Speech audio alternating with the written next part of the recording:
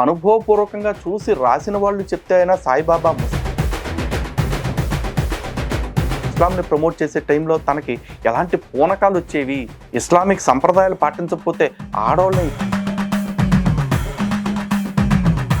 కథలు చెప్పటం కదా, కాస్త లెందీగా ఉండొచ్చు. ఓపిక్గా వినండి, మంచి కంటెంట్ ఉంది, మసాలా కూడా ఉంటుంది. ఓకేనా? బాబా ఎంత క్షమాశీలుడు అంట, బాబా ఎంత క్షమాశీలుడు అంటున్నాడు. కానీ ఇక్కడ బాబా క్షమాశీలుడు కంటే ఈ సూఫీ సిద్ధాంతం, సూఫీ సంతులు సనాతన ధర్మంపై ఏ విధంగా దాడులు చేశారు, చేస్తున్నారు, చేస్తూ ఉంటారు అనే విషయాన్ని ఎక్స్పోజ్ చేస్తూ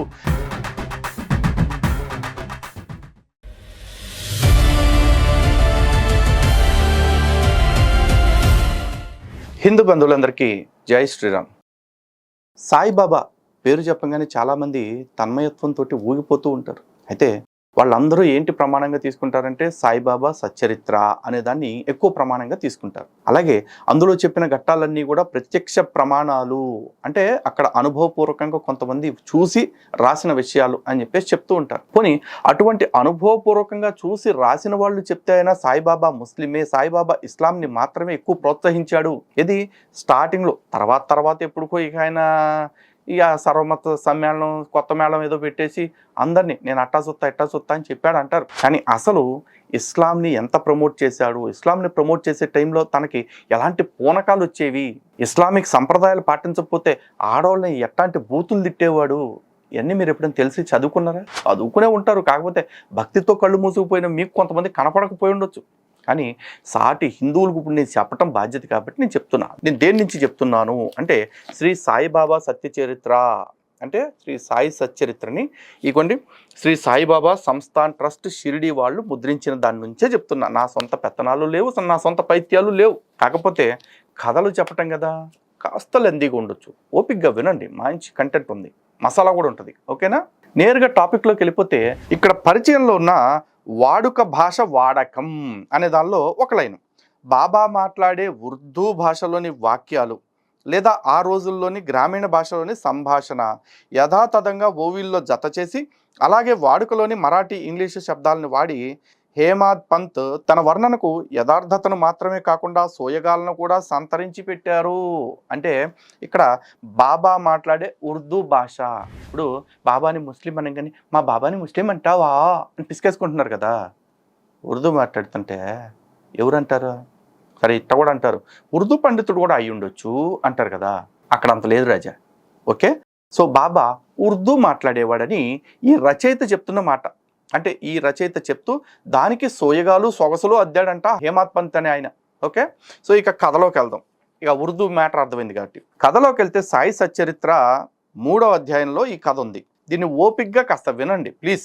ఎందుకంటే అన్యమత కేంద్రాల్లోకి వెళ్తే పొద్దున్న నుంచి సాయంత్రం దాకా కూర్చోబెట్టి వాయిద్దంటే వాళ్ళు మూసుకుని వింటున్నారు కాబట్టి వాళ్ళు అట్టు ఉంటున్నారు. మన వాళ్ళు కూడా కాస్త వినటం అలవాటు చేసుకుంటే బాగుంటుంది.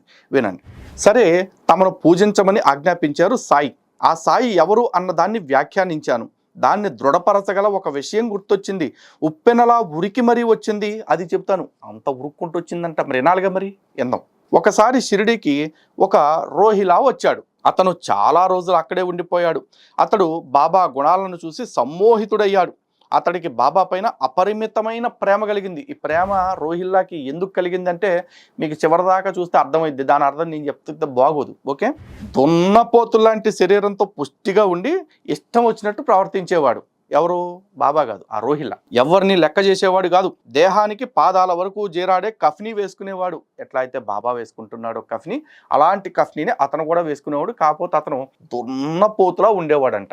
మసీదులోనే ఉండేవాడు, అది రాత్రైనా పగలైనా. మసీదు కానీ చావడి కానీ గొంతెత్తి గట్టిగా పట్టరాని ఉల్లాసంతో ఇష్టం వచ్చినప్పుడు కల్మా చదువుతూ ఉండేవాడు. Underline this points your honours. Sai మహారాజు శాంతి స్వరూపులు, కానీ గ్రామ ప్రజలకు మాత్రం రోహిల్లా తరహాకి చెప్పలేనంత విసుగు కలిగింది. సాయిబాబా ఎంత శాంతి స్వరూపుడు అంటే 2 లైన్లు వెళ్ళిన తర్వాత మీకే కనపడిపోద్ది. మహాశాంతి, డిస్కో శాంతి. అబ్బా వెళ్ళే. అర్ధరాత్రి పూట కూడా ఈ పెడబొబ్బలు అలా నడుస్తూ ఉండేవి. అర్ధరాత్రి అపరాత్రి పగలు రాత్రి లేకుండా కల్మాలు వినిపిస్తూ ఉండేవాడంట గట్టిగా. కల్మాలు అంటే ఏంటనేగా మీ డౌట్, అది కూడా చెప్తా, కొంచెం ఓపిక పట్టండి. వాళ్ళ కంటికి నిద్రాదేవి కరువైంది. పగలంతా మలమలమాడే ఎండలో పొలాల్లోనో అడవిలోనో కష్టం చేసుకుని తీరా రాత్రి అయ్యేసరికి ప్రశాంతంగా నిద్రపోదామంటే ఉండేది కాదు. దాంతో ప్రజలకి చాలా బాధ కలిగింది. బాబాకేమో ఏ బాధ ఉండదు, ఎందుకంటే చదువుతుంది కల్మ కదా, పైగా దున్నపోతులా దృఢంగా ఉన్న రోహిలా కదా, బాబా గారికి నొప్పి అనిపించేది కాదు. కానీ జనులకు మాత్రం అది చాలా ఇబ్బంది కలిగించింది. రాత్రి సుఖంగా నిద్రపోలేకపోవటం వల్ల రోహిలా మీద వారికి పట్టరానంత కోపం వచ్చింది. ముందుకు పోతే నుయ్యి, వెనక్కు పోతే గొయ్యిలా అయ్యింది వాళ్ళ పని. ఎంతకని చూస్తూ ఊరుకుంటారు? రాత్రింబవళ్ళు ఒకటే నస, ఆ కల్మ అంట నసలాగా అనిపించేదంట వాళ్ళకి. కోపం అనిపిస్తుందిలేండి. ఏం చెయ్యాలరా బాబు అని వాళ్ళకి పెద్ద విచారం పట్టుకుంది. రోహిలా అసలే తల తిరుగుడు మనిషి, పైపెచ్చు అతడికి బాబా ఒత్తాసు ఒకటి. మరి బాబా ఊళ్ళో ఉన్న వాళ్ళందరినీ కాకుండా ఈ రోహిలాకి ఎందుకంత ఒత్తాసు ఇచ్చాడంటే అతను దున్నపోతులా గట్టిగా స్ట్రాంగ్గా ఉన్న వ్యక్తి కాబట్టి. పైగా చెప్పారు కదా, అతడు బాబా గుణాలను చూసి సమ్మోహితుడయ్యాడు. బాబాకి అతని మీద అపరిమితమైన ప్రేమ కలిగింది. దాంతో అతడు హద్దు పద్దు లేకుండా మరింత రెచ్చిపోతున్నాడు. మొండిగా గర్విష్టిగా అయిపోయాడు. గ్రామస్తులని నోటికొచ్చినట్టు మాట్లాడసాగాడు. వాళ్ళకి ఎదురు తిరిగాడు. అప్పుడు ఊరంతా కూడా అతని మీద తిరగపడింది. సాయి జనని ప్రేమామృత ధారలు కురిపించే అత్యంత కరుణామయి అని, శరణాగతులను రక్షిస్తుందని గ్రామస్తులంతా దయనీయమైన తమ ఇబ్బందిని విన్నవించుకోవటానికి బాబా దగ్గరకు వచ్చారు. సాయి జనని కరుణామయి అంట.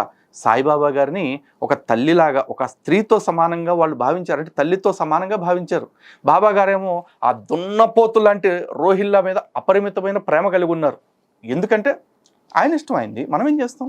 అయితే బాబా వాళ్ళని పట్టించుకోకపోగా గ్రామస్తులతో రోహిల్లాను బాధించకండి, అతనంటే నాకెంతో ఇష్టం. పాపం తల్లి లాంటి బాబా గారికి రోహిలా అంటే చాలా ఇష్టం, ఎందుకంటే అతను దున్నపోతుల స్ట్రాంగ్గా ఉండేవాడు. ఈ రోహిలా భార్య పరమ గయ్యాళి. అతనితో ఆమెకు పొత్తు కుదరటం లేదు. అందుకని అతన్ని తప్పించుకొని ఆ నికృష్టురాలు నా వద్దకు రావాలని ఉబలాట పడుతుంది. రోహిల్లా ఒక్కడే కాదంట, రోహిల్లా భార్య కూడా బాబా దగ్గరకు వచ్చేయాలని ఉబలాట పడుతుందంట, నికృష్టురాలంట. పైగా ఇప్పుడు ఆవిడ కూడా వచ్చేసింది అనుకో, బాబా దగ్గరకు అందరూ మారిపోతారుగా, మరి రానివ్వాల్సింది. ఆమె వచ్చేస్తే మళ్ళీ రోహిల్లా కూడా వెళ్ళిపోతాడు, బాబా ఒంటరి అయిపోతాడని భయమా? అంటే అసలే రోహిల్లా చాలా స్ట్రాంగ్ పర్సన్ అని చెప్పారు కదా. ఆ ముండకి పరదా వేసుకోవాలని కూడా తెలియదు. ముండ అంట బాబా గారు అంటున్నమాట, ఇది రోహిల్లా అంటున్నాడు అనుకుంటున్నారేమో. రోహిల్లా కాదు, బాబా గారు చెప్తున్నారు. ఆ ముండకి పరదా వేసుకోవాలని తెలియదు. ఇప్పుడు మొన్న ఎవరు అంటున్నారు కదా పాపం, అనసూయ గారు వీళ్ళందరూ కూడా మా ఇష్టం, మేము మాకు తోచింది వేసుకుంటాం అని చెప్పేసి వేసుకోండి అమ్మ. ఇలా వేసుకుని బాబా దగ్గరికి వెళ్తే బాబా ఏమంటాడు, శివాజీ గారు అంటే మీకు కోపం వచ్చింది కదా, గాలి ముండ అంటారు అనగానే ఇప్పుడు బాబా గారు చెప్తున్నారు పరదా వేసుకొని ముండంట. బాగుంది కదా, నా మాటలు కాదు, మీ సత్య చరిత్రలో రాసుకున్న మాటలే చెప్తున్నాం. వల్ల దీనికి కూడా కేసులు అంటారేమో చూసుకోండి. అది సిగ్గు బిడియాలను వదిలేసింది, దాన్ని బయటకు నెట్టేసినా అది బలవంతంగా ఇంట్లోకి దొరుకుతుంది. అతను కేకలు పెట్టడం ఆపేసినప్పుడు ఆ సందు చూసుకుని ఆ దుర్బుద్ధి ముండ ఇంట్లోకి దూరాలని చూస్తుంది. అబ్బా, సాయిరామ్ సాయిరామ్, ఏంటి భాష, దుర్బుద్ధి ముండ ఎందుకు పరదా చేసుకునేందుక? ఏమి సంస్కారం నాయన, సంస్కారవంతమైన సోపు ట్రిప్లెక్స్ కూడా సిగ్గుపడిపోయేలాగుంది. సూపర్. ఎవడు రాడా వీడియోలు చేస్తున్నాడు అక్కడ, చూడరా ముండా ఉండు. ఓ ముండా అంటే తిట్టు కాదు రోయ్, బాబా గారు చెప్పిన పదం. అయితే అతడు కేకలు పెడుతుంటే మాత్రం అది ఖచ్చితంగా పారిపోతుంది. దాంతో నాకు సుఖ సంతృప్తులు కలుగుతాయి. అది పారిపోతే. ఎవ్వరూ కూడా అతని జోలికి పోకండి, అతని ఇష్టం వచ్చినట్లు అరవనివ్వండి. అతను లేకపోతే నాకు రాత్రి గడవదు. దున్నపోతు లాంటి మనిషి కాపలా ఉంటుంటే పాపం ఆయనకి లేకపోతే ఈయనకి రాత్రి గడవదంట. అతని వల్లే నాకెంతో సుఖం కలుగుతోంది. ఇప్పుడు బూత్ నా బుర్రలో ఉందో మీ బుర్రలో ఉందో ఈ బుక్లో ఉందో నాకు అర్థం కావట్లేదు. ఎవరన్నా మనోభావాలు గాయపడితే నన్నేమనకండి, ఆ బుక్ రాసినోడు అనండి. అతను అలా అరవటం నాకు చాలా లాభం. ఆడి పెళ్ళం రాకపోతే మీకేంటి లాభం బాబాజీ? ఏమో ఎవరు చెప్తారు ఇదంతా కూడా. అలా పరోపకారం చేసే రోహిలా నాకు అత్యంత సుఖకారకుడు. అతన్ని అలా హాయిగా అరుచుకొనివ్వండి, లేకపోతే ఆ దుష్టురాలు రోహిలా భార్య నన్ను కష్టపెడుతుంది. అవు నేనేం వ్యాఖ్యానం చేయను. అది అలసిపోతే అప్పుడు అది తనంతట తానే ఊరుకుంటుంది. అప్పుడు మీ పని పూర్తవుతుంది.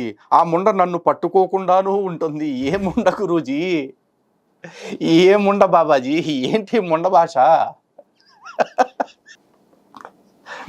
చెప్తే కోపాలు వస్తాయి. తగలబెట్టండి, తగలబెట్టండి మహేష్ గారు, తగలబెట్టండి. సాయి మహారాజు అలా అనంగానే అక్కడ అలజడి సద్దుమణిగింది. బాబా మనసుకి వాడిది గొడవ అని అనిపించట్లేదు, అనిపించదు. ఎందుకంటే చదివింది కల్మా కాబట్టి, పైగా దున్నపోతలా స్ట్రాంగ్గా ఉన్నాడు కాబట్టి. మరి ఆయనతో చెప్పటం వల్ల మనకేం ఉపయోగం? అసలే ఈ రోహిలాకి అరుపులంటే ఇష్టం, అందులోనూ ఇప్పుడు పెడబొబ్బలు పెట్టడానికి వాడికి స్వేచ్ఛ కూడా దొరికింది. గొంతెండిపోయే వరకు హద్దు పదు లేకుండా అదే పనిగా కల్మా చదువుతున్నాడు. బాబా ఎంత క్షమాశీలురు అంట. గొంతెండిపోయేదాకా కల్మా చదువుతూనే ఉన్నాడంట. బాబా ఎంత క్షమాశీలుడు అంటున్నాడు.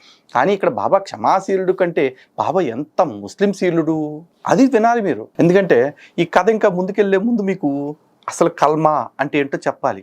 నిజానికి ఇస్లాంకి 5 సూత్రాలు ఉంటాయి. 5 సూత్రాల్లో ఒకటి కల్మాని అంగీకరించడం కూడా.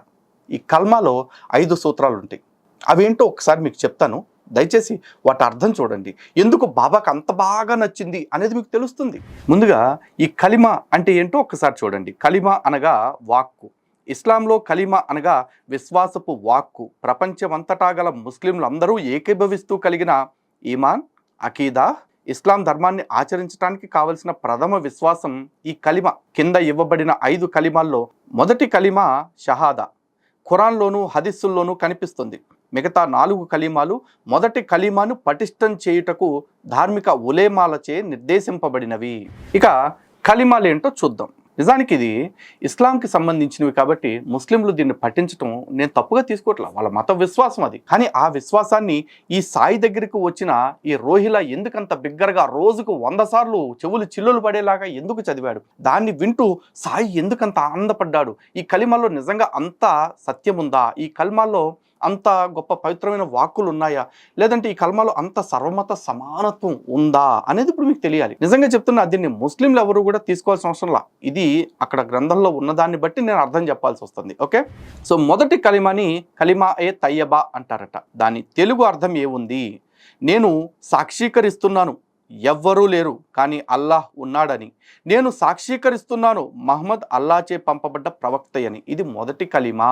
ఇది ఇస్లాంని అంగీకరించటమే ఈ కల్మాలు 5 చదవటం అంటే. అందుకే నేను కల్మాని చదవకుండా దాని అర్థాన్ని చెప్తున్నాను. మరి ఎవ్వరూ లేరు అల్లా తప్ప అని చెప్తున్నాడట. మరి రాముడు ఉన్నాడు, కృష్ణుడు ఉన్నాడు, శివుడు ఉన్నాడు, విష్ణువు ఉన్నాడు, అందరినీ పూజ చేస్తున్నావు అని చెప్తున్నారు కదా ఈ సాయి భక్తులు. ఈ మాట ముస్లింలతో చెప్పించండి. అల్లా ఉన్నాడంటే మరి వీళ్ళందరూ కూడా ఉన్నట్టేనా అండి అని చెప్పేసి, లేదు వీళ్ళందరూ కూడా అల్లా స్వరూపమేనా అండి అని చెప్పి వాళ్ళతో చెప్పించండి ముస్లింలతో. మీ జన్మ జన్మ జన్మ జన్మంతా కష్టపడ్డా అవ్వదు. వెళ్ళకొలం అయిపోయింది సనాతన ధర్మం అంటే. చూడండి ఇక రెండోది, దీన్ని కలిమాయే షహదత్ అంటారట. నేను సాక్షీకరిస్తున్నాను ఎవ్వరూ అర్హులు కారు ఆరాధనకు అల్లాహ్ తప్పితే. మరి యేసు సాయి, షిరిడి సాయి, అల్లా సాయి, మౌలా సాయి, రామ సాయి, కృష్ణ సాయి ఇన్ని లేవంట. అక్కడ ఉన్నది ఒకటే అల్లాహ్. ఆ అల్లాహ్ అనే పేరుకి దగ్గర చేయటానికి సాయి అనే ఒక వంక మాత్రమే. ఈ సాయి కల్మాలు చదివించాడు, కల్మాలు బలవంతం చేత వినిపించాడు. మరి ఆ సాయిని ముస్లిం అని కాకపోతే ఏమనాలి? ఒక ముస్లింని ముస్లిం అని కాకపోతే ఇంకేమనాలి చెప్పండి? కేసులు పెడతారా? పెట్టుకోండి. అతడు ఏకేశ్వరుడు, భాగస్వామి లేనివాడు. వినండియా, వినండి. మరియు నేను సాక్షీకరిస్తున్నాను మహమ్మద్ అల్లాహ్ యొక్క సేవకుడు మరియు ప్రవక్త అని. ఈ 2 చోట్ల కూడా కల్మాలు చదివేటప్పుడు ఆ రోహిలా సాయిబాబా పట్ల విపరీతమైన సమ్మోహితుడైన రోహిలా మరి సాయిబాబా గురించి కాకుండా అల్లాహ్ గురించి, మహమ్మద్ ప్రవక్త గురించి ఎందుకు సాక్ష్యాలు ఇస్తూ కల్మాలు గొంతు చించుకుంటూ జనాల చెవులు చిల్లులు పడేదాకా చదివాడు? ఈరోజు మైకులు పెట్టేసి అజాన్ ఇస్తున్నారు అనుకుంటున్నారా? దీనికి ఆద్యుడు సాయిబాబా అంట. అందుకే ఆ దున్నపోతులు అంటే రోహిల్లా సాయిబాబాని అంత సుఖపెట్టాడు. అదే సుఖం కలిగేలా చేశాడంటే బాబా చెప్తున్న మాట. అంటే ఇవన్నీ వినిపించటమే సుఖం అనుకుంటా బహుశా. ఇక మూడవది కలిమాయే తమ్జీద్. కీర్తనలు అల్లాహ్కే, శ్లాఘనలు అల్లాహ్కే. అల్లాహ్ తప్పితే ఎవ్వరూ ఆరాధించుటకు అర్హులు కారు. పూజకు అర్హుడు అల్లాహ్ మాత్రమే. అల్లాహ్ పరమ శక్తిమంతుడు. ఏ బలము ఏ శక్తి అల్లాహ్ను మించింది లేదు. అతడే బలశాలి, అతడే ఘనశాలి. మరి బాబా ఎవరు? బాబా ఎవరు? బాబా ఎవరో తెలియాలి అంటే ఈ పాటేనండి. జగతికి అల్లా మూలమని, అల్లాకు తను బానిసని, జగతికి అల్లా మూలమని అల్లాకు తను బానిసని అల్లాకు తను బానిసని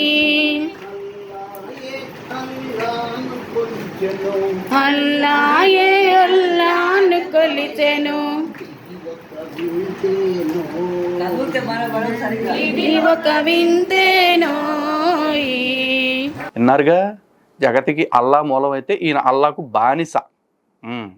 పోనీ ఈ లైన్ వరకు ఒప్పుకోకపోయినా కనీసం ముస్లింలు వచ్చేసి అల్లాయే అల్లాను కొలిచెను ఇది ఒక వింతేనోయి అని పాడారు కదా, అదన్నా ఒప్పుకుంటారేమో అడగండి ముస్లిమ్స్ని. అల్లాయే అల్లాను కొలిచెను అన్నారు అంటే బాబా కూడా అల్లానే అని చెప్తున్నారు. మరి బాబా అల్లా అన్న విషయం కనీసం ముస్లింలు ఇప్పటికన్నా ఒప్పుకుంటే బాగుండు. ఎందుకంటే సర్వమత సమానత్వం కదా, ఆ సమానత్వం మేళం మనం మాత్రం ఎందుకు వాయించాలి, వాళ్ళని కూడా వాయించమని కాసేపు. ఎందుకంటే కామెంట్లలోకి వచ్చి నేనేదో మత విద్వేషాలు రెచ్చగొడుతున్నా అంటున్నారు కదా ముస్లింలు. వాళ్ళందరూ ఆత్రం ఏంటంటే నేను మత విద్వేషాలు రెచ్చగొట్టానని కాదు, వాళ్ళు ముసుగేసుకొచ్చిన మతాన్ని నేను ఎక్స్పోజ్ చేస్తున్నానని. ఇక 4వ కలిమ, దీన్ని కలిమాయే తౌహీద్ అంటారట. అల్లాహ్ తప్పితే వేరొకరు ఆరాధించుటకు అర్హులు కారు. వాళ్ళు క్లారిటీగా ఉన్నారు ముస్లిమ్స్, అందుకే బాబాని దగ్గరికి రానివట్ల, బాబా దగ్గరికి వాళ్ళు పోవట్లే. అతను ఒక్కడే, అతనికి భాగస్వామి ఎవ్వరూ లేరు. సామ్రాజ్యం అతడికే, స్తోత్రములు అతనికే, అతడే జీవనాన్ని మృత్యువును వసంగువాడు. అతడు సజీవి, అతడు చిరంజీవి, అతడు గౌరవాలు ఔన్నత్యాలు కలిగిన వాడు. మంచి అతడి చేతుల్లోనే ఉంది, అతడే మంచి, అతడే సకల శక్తిమంతుడు. మరి ఎందుకు బాబాని స్తుతిస్తున్నారు మీరు? ఎందుకంటే బాబాని పూజించే వాళ్ళందరూ చివరాఖరికి వచ్చేపాటికి అల్లా తప్ప ఆరాధించుటికి ఎవరు అర్హులు కారు అన్న విషయాన్ని తెలుసుకోవాలి. ఇది తెలుసుకోవటానికి వాళ్ళు ఏమి 10 years 20 years 100 years ప్లాన్లు పెట్టుకోరు, అవసరమైతే ఒక 1000 years ప్లాన్ అన్న పెట్టుకుంటారు. గజ్వాయ్ హింద్, భారతదేశాన్ని ఇస్లామీకరణ చేయటం అనే లక్ష్యంలో చాలామందిని పంపారు. అందులో ఈ సూఫీ సంతులు కూడా ఒకళ్ళు. ఈ సూఫీ సిద్ధాంతం, సూఫీ సంతులు సనాతన ధర్మంపై ఏ విధంగా దాడులు చేశారు, చేస్తున్నారు, చేస్తూ ఉంటారు అనే విషయాన్ని ఎక్స్పోజ్ చేస్తూ తొందరలోనే మీకు ఒక అద్భుతమైన కానుకనిస్తాను, చూస్తూ ఉండండి. ఇంకా 5వ కలిమ, దీన్ని కలిమా ఏ రద్దే కుఫ్ర్ అంటారట. ఓ అల్లా, నీ శరణు జొచ్చుచున్నాను. నేను స్పృహతో ఉన్నంత వరకు నీతో ఎవ్వరిని భాగస్వామిని చేయకూడదని, నాకు తెలియని వాటికి నేను క్షమ కోరుచున్నాను. నా అజ్ఞానానికి పశ్చాత్తాపడుతున్నాను. అవిశ్వాస దాస్య శృంఖలాల నుండి విముక్తి పొందగోరుచున్నాను. నీ భాగస్వామిని ఎవ్వరినీ చేయక మరియు అన్ని పాపముల నుండి నేను నీ ఇక్ష కర్పిస్తున్నాను. నేను విశ్వసిస్తున్నాను మరియు నీవు తప్ప పూజార్హుడు ఎవ్వరూ లేరని. మహమ్మదు శాంతి కలుగునుగాక నీ ప్రవక్తయని. 5వది, ఇది చివరిది, మీరందరి చేత కూడా చేపించేది ఇదే. సాయి భక్తులందరూ గుర్తుపెట్టుకోండి, లాస్ట్కి అల్లా తప్ప ఎవ్వరూ దేవుడు కాదు, అల్లాకు మాత్రమే ఆరాధనలు, అల్లాకు మాత్రమే స్తోత్రాలు అని మీ నోటతో చెప్పించే స్థితే 5వది. ఇలాంటి కల్మాలు చదువుతుంటే బాబాకి ఎంత ఆనందం పొంగింది. మాకు కష్టంగా ఉంది అని గ్రామస్తులు చెప్పుకుంటే కూడా, మీకు కష్టంగా ఉన్నా సరే వీడి వల్లే నాకు సుఖం ఉంది కాబట్టి రోహిల్లా గాడిని అరుసుకోనివ్వండి, వాడితోటే నేను సుఖపడతాను, వాటితోటే నేను సుఖపడతాను అని చెప్పేసి చెప్పారు కదా. రేపు చివరాఖరి మజిలీలో కూడా జరిగేది ఇదే. ఇస్లామే ఈ మతం యొక్క ప్రాధాన్యత అవుతుంది. దీన్ని కవర్ చేయటానికి, మిమ్మల్ని అక్కడికి తీసుకెళ్లి బకరాలను చేయటానికి మధ్యలో ఎన్నో కథలు వెళ్ళారు.